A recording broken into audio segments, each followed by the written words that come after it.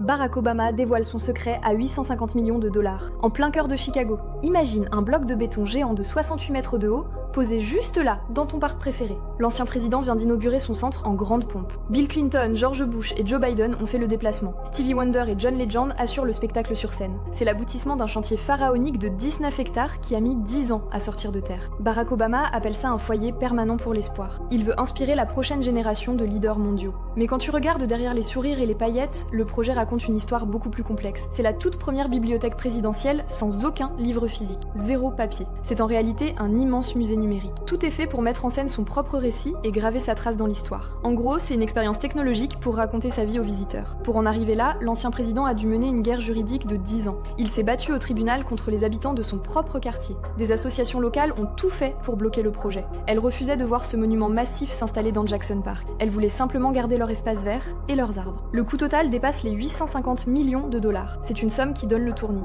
Avec cet argent, tu pourrais financer des dizaines de lycées neufs dans les quartiers difficiles de la ville. Ici, les fonds servent surtout à construire une réplique exacte du bureau ovale, un décor de cinéma pour que les touristes du monde entier puissent se prendre en photo. Le timing de l'inauguration n'est pas un hasard non plus. Le centre ouvre ses portes pour Juneteenth. C'est la fête nationale qui célèbre la fin de l'esclavage aux États-Unis. C'est l'emballage politique idéal, une image forte pour faire oublier que c'est un immense projet privé posé sur un terrain qui appartenait à tout le monde. Est-ce un vrai centre pour les citoyens ou un temple pour son propre ego ? Abonne-toi à OCR pour pas louper les prochaines vidéos.